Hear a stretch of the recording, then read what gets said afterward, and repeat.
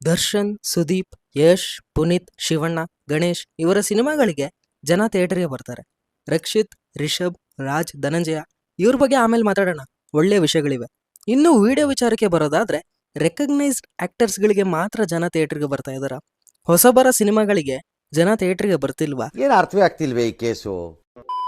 ಈ ಒಂದು ವಿಷಯ ಯಾವಾಗ್ಲೂ ಸೋಷಿಯಲ್ ಮೀಡಿಯಾದಲ್ಲಿ ಟ್ರೆಂಡ್ ಆಗ್ತಿರುತ್ತೆ. ಇದು ಯಾಕೆ ಹೀಗೆ ಅಂತೆಲ್ಲ ಈ ವಿಡಿಯೋದಲ್ಲಿ ಮಾತಾಡೋಣ.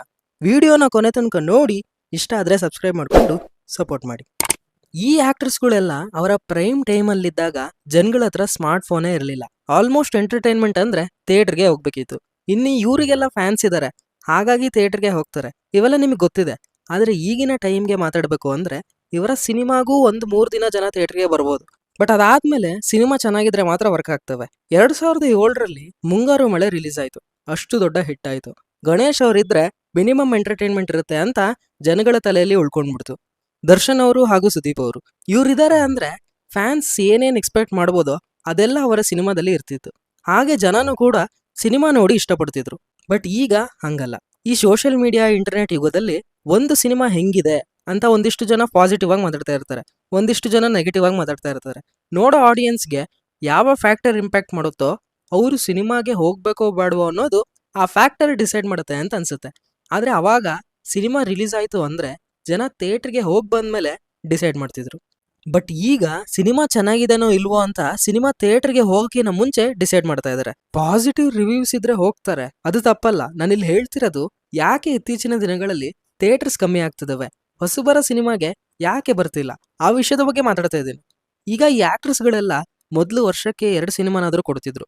ಜನ ಸಿನಿಮಾ ನೋಡಿ ನೋಡಿ ಅವ್ರಿಗೆ ಕನೆಕ್ಟ್ ಆಗ್ಬಿಟ್ಟಿದ್ರು.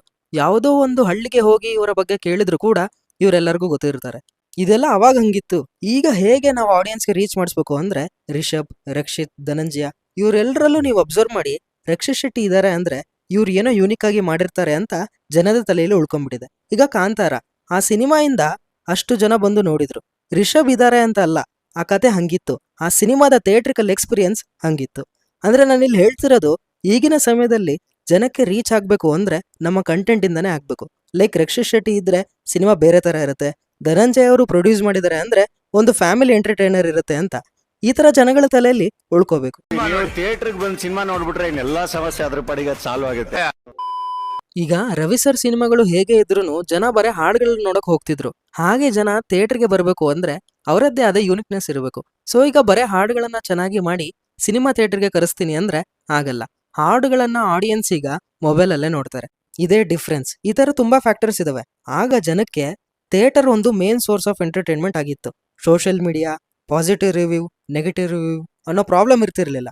ಪ್ರೊಡ್ಯೂಸರ್ಸ್ ಪ್ರೊಡ್ಯೂಸ್ ಮಾಡೋಕ್ಕೂ ಜನ ಥಿಯೇಟರ್ಗೆ ಬರ್ತಾರೆ ಅನ್ನೋ ಕ್ವಶನ್ ಮಾರ್ಕ್ ಆಗಿನ ಪ್ರೊಡ್ಯೂಸರ್ಗೆ ಇರ್ತಿರ್ಲಿಲ್ಲ. ಈಗಿನ ಪ್ರೊಡ್ಯೂಸರ್ಸ್ಗೆ ಆ ಪ್ರಶ್ನೆ ಇದೆ. ಮತ್ತೆ ಅವಾಗ OTT ಇರಲಿಲ್ಲ, ಈಗ OTT ಇದೆ. ಹೀಗೆ ಇನ್ನ ಸುಮಾರು ಫ್ಯಾಕ್ಟರ್ಸ್ ಇಂದ ಜನ ಥಿಯೇಟರ್ಗೆ ಬರ್ತಿಲ್ವೇನೋ ಅಂತ ಅನಿಸ್ತಿದೆ. ಬಟ್ ಒಂದಂತೂ ನಿಜ, ಕಂಟೆಂಟ್ನ ಜನಕ್ಕೆ ರೀಚ್ ಮಾಡಿಸಿ ಕಂಟೆಂಟ್ ಚೆನ್ನಾಗಿದ್ರೆ ಸಿನಿಮಾ ಥಿಯೇಟರ್ಗೆ ಜನ ಬಂದೇ ಬರ್ತಾರೆ. ಅದಕ್ಕೆ ಕಾಂತಾರ, ಭೀಮಾ, ಕೃಷ್ಣಂ ಪ್ರಣಸಕಿ ಈ ಸಿನಿಮಾಗಳೇ ಎಕ್ಸಾಂಪಲ್. ಈ ಎಲ್ಲಾ ಸ್ಟಾರ್ ಹೀರೋಗಳಿಗೆ ಇದ್ದ ಫ್ಯಾನ್ ಬೇಸ್ ಮುಂದೆ ಆಗತ್ತೋ ಇಲ್ವೋ ಅನ್ಸುತ್ತೆ. ಇನ್ನ ಫ್ಯೂಚರ್ ಅಲ್ಲಿ ಇವರಿದ್ರೆ ಕಂಟೆಂಟ್ ಚೆನ್ನಾಗಿರುತ್ತೆ, ಇವರಿದ್ರೆ ಥ್ರಿಲ್ಲರ್ ಸಿನಿಮಾ ಇರುತ್ತೆ, ಇವರಿದ್ರೆ ಕಾಮಿಡಿ ಇರುತ್ತೆ. ಸಿನಿಮಾಗಳ ಜಾನರ್ ಮೇಲೆ ಆಕ್ಟರ್ಸ್ನ ನೆನ್ಪಿಟ್ಕೋತಾರೇನೋ ಅಂತ ಅನ್ಸುತ್ತೆ. ಇಲ್ಲ ಸಿನಿಮಾದ ಕಂಟೆಂಟ್ ಮೇಲೆನೆ ಫ್ಯೂಚರ್ ಡಿಪೆಂಡ್ ಆಗಿದೆ ಅಂತ ಅನ್ಸುತ್ತೆ. ಇದಿಷ್ಟು ನನ್ನ ಒಪಿನಿಯನ್. ಇದೇ ಕರೆಕ್ಟ್ ಅಂತ ನಾನು ಹೇಳ್ತಿಲ್ಲ. ಈ ವಿಷಯದ ಬಗ್ಗೆ ನಿಮ್ಮ ಒಪಿನಿಯನ್ನ ಕಮೆಂಟ್ ಬಾಕ್ಸಲ್ಲಿ ತಿಳಿಸಿ. ಚಾನಲ್ಗೆ ವಿಸಿಟ್ ಮಾಡಿ, ಬೇರೆ ಕಂಟೆಂಟ್ನ ನೋಡಿ, ಇಷ್ಟ ಆದರೆ ಸಬ್ಸ್ಕ್ರೈಬ್ ಮಾಡ್ಕೊಂಡು ಸಪೋರ್ಟ್ ಮಾಡಿ.